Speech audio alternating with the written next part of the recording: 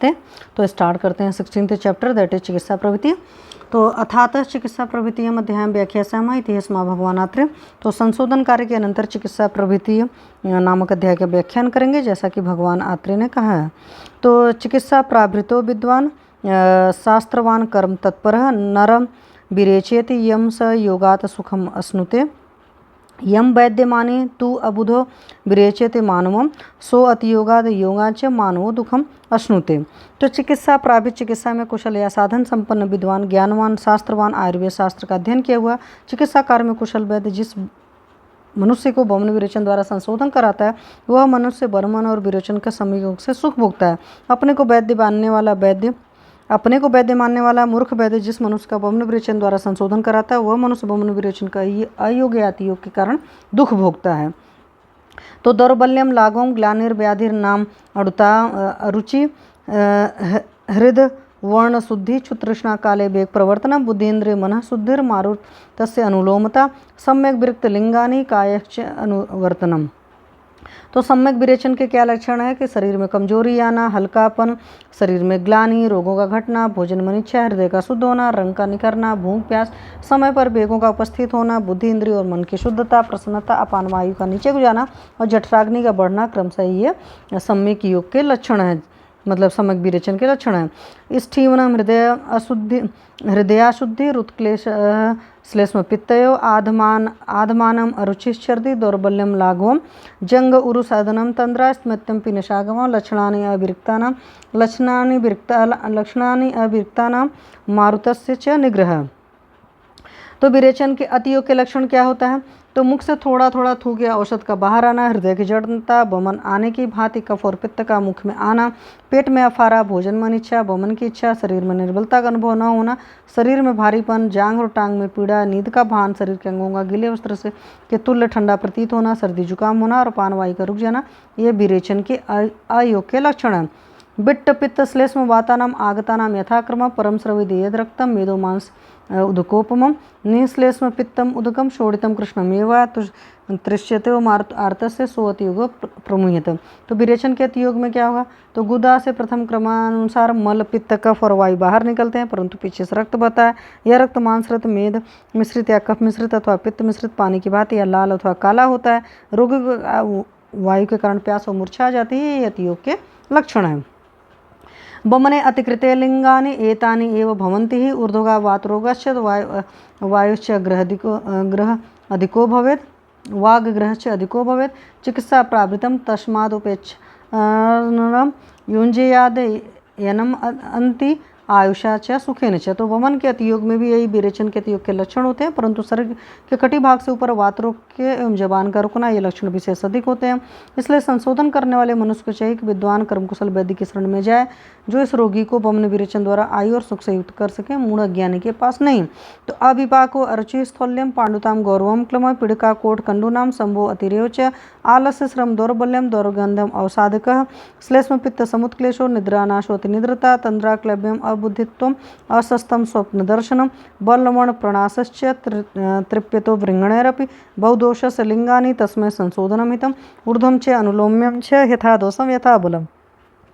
तो संशोधन योग्य व्यक्ति अपचयन, अरुचि, मोटापा, पांडुता, निस्तेज, पीलापन, शरीर का भारीपन, बिना परिश्रम के थकान, चढ़ना, उदासी, शरीर पर छोटी छोटी फुंसियाँ होना, कोठ उठना, खाजका होना, बेचैनी, आलस्य, थकान, निर्बलता, शरीर से दुर्गंध आना, मन की अवसन्नता, सुस्ती, कफ या पित्त का बढ़ना, नींद का न आना अथवा नींद का बहुत आना, नपुंसकता, निरुत्साहता, बुद्धिमांद, बुरे भयानक स्वप्नों का आना, बल और कांति का नाश होना, पुष्टिकारक आहार खाने पर शरीर का पुष्ट न होना, जिसके शरीर में इनमें बहुत से लक्षण हों तो उसमें सब दोष पड़े हैं, यह समझकर संशोधन करना हितकारी है। इसलिए अभिपाक आदि लक्षणों को देखकर बल और दोष के अनुसार ऊर्ध्वनुलोमन और अधोनुलोमन रूपी संशोधन कार्य देना हितकारी है। तो किन लोगों को कराना चाहिए वमन विरेचन या पंचकर्म, उसके लिए दे रखा है। एवं विशुद्ध कोष्ठस्य कायग निर्विवर्धते व्याधश्च उपसाम्यते प्रकृश्च अनुवर्तते इंद्रियाणि मनोबुन्द्रियाणि वर्णश्च प्रसीदति बलं पुष्टिरपत्यं च भ्रष्टा च सजायते जराकृच्छ्रेण लप्ते चिरं जीवति अनामयः तस्मात् संशोधनं काले युक्तियुक्तं पिबन्नर दोषात् कदाचित् कुप्यन्ति जितालङ्घन पाचने जिता संशोधने तु न तेषां पुनरुद्भव दोषाणां च द्रुमाणां मूले अनुपहते सति रोगाणां प्रशमनानां च गतानाम आगतिर्धुआ भेषज क्षपिते पथ्याम आहार बृंगणम घृतमांस रसचीर हृदय युषुप संहिते अभ्यंग उत्सादन स्नान निरोह सानुनासने। तो संशोधन का फल क्या होता है? इस उपरोक्त विधि से मनुष्य का कोष्ठ साफ होने पर जठराग्नि बढ़ जाती है, रोग शांत हो जाते हैं, शरीर स्वाभाविक अवस्था में आ जाता है, इंद्रिया मन बुद्धि और कांति निर्मल हो जाती है, शरीर में बल शक्ति सामर्थ्य संतान और पुरुषत्व उत्पन्न हो जाता है, बुढ़ापा देर में आता है, निरोग मनुष्य देर तक जीता है। इसलिए मनुष्य दोष संचय काल में संशोधन काल में बहुमन विरेचन कार्य को युक्त रूप में करें। लंघन और पाचन रूपी संस्मरण के द्वारा बस में किए हुए दोष कभी फिर भी कुपित हो सकते हैं, परंतु जो दोष संशोधन कार्य के द्वारा भस्म के लिए तो फिर कभी भी उत्पन्न नहीं हो सकते, क्योंकि दोषों या वृक्षों का मूल अवशेष रहने पर रोगों अथवा नष्ट होने पर रोगों की उत्पत्ति फिर से हो जानी संभव होती है। औषध द्वारा दोष की जड़ काट देने पर संशुद्ध हुए पुरुष को पथ्य कारक एवं शरीर को बल बढ़ाने वाले भोजन देवें, यथा घी मांस रस दूध हृदय के हितकारी या मन को अच्छे लगने वाले यूष आदि बनाकर देवें। शरीर पर तेल मलना उपटन लगाना स्नान निरोबस्ती अनुवासन बस्ती का प्रयोग करें। इस प्रकार करने से सुख मिलता है और देर तक आयु को भोगता है। अतियोग होने पर क्या करना चाहिए? अतियोगाद अनुबंधानाम सर्पीपानम प्रशस्यते तैलम मधुरके सिद्धम अथवा अपि अनुवासनम यस्य तु अयोगस्तम स्निग्धम पुनम संशोधन। तो मात्रा काल बलापेक्षी स्मरण पूर्वम अनुक्रमम स्नेहने स्वेदने शुद्ध रोगा संसर्जने च ये जायंतर अमार्ग विहिते तेषाम से सिद्धु साधनम। तो जिन पुरुषों में अतियोग के लक्षण हो उनके लिए उन रोगों को शांत करने वाले उन औषधियों से सिद्ध किया हुआ घृतपान करावें और मधुकार्थ जीवन से सिद्ध तैल अनुवासन बस्ती के रूप में दें।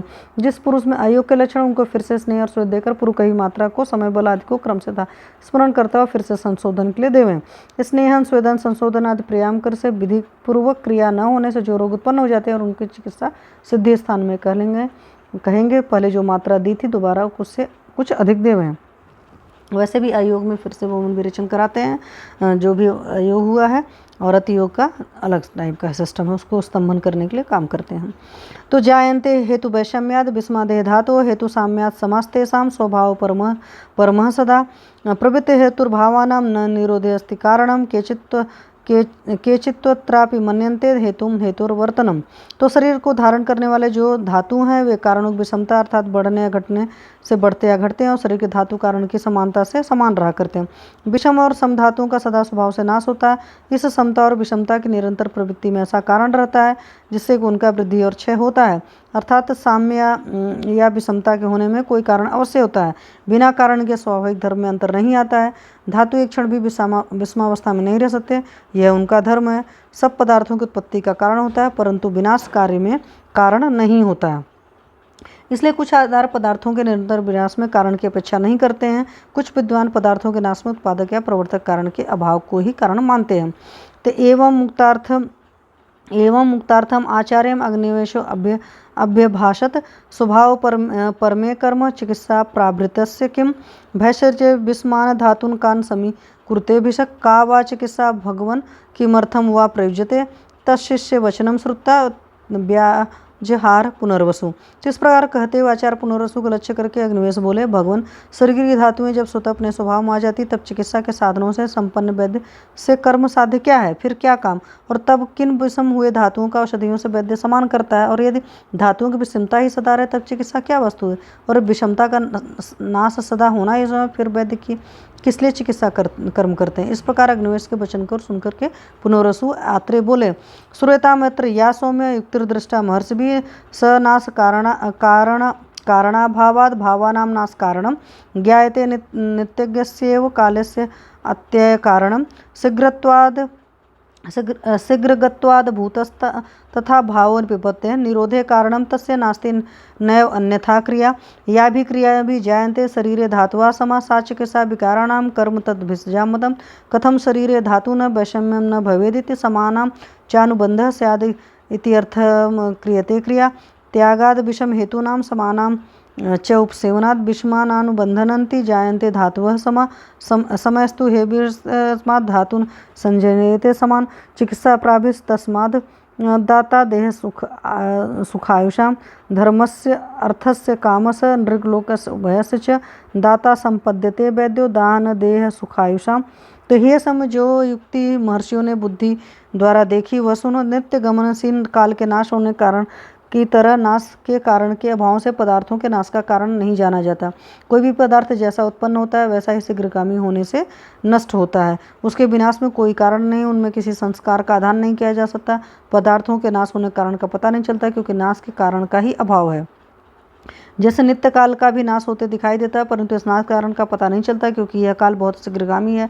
धातु पदार्थ भी काल के बहुत शीघ्रगामी है, इसलिए उनका नाश का कारण न होने से ही अज्ञात है।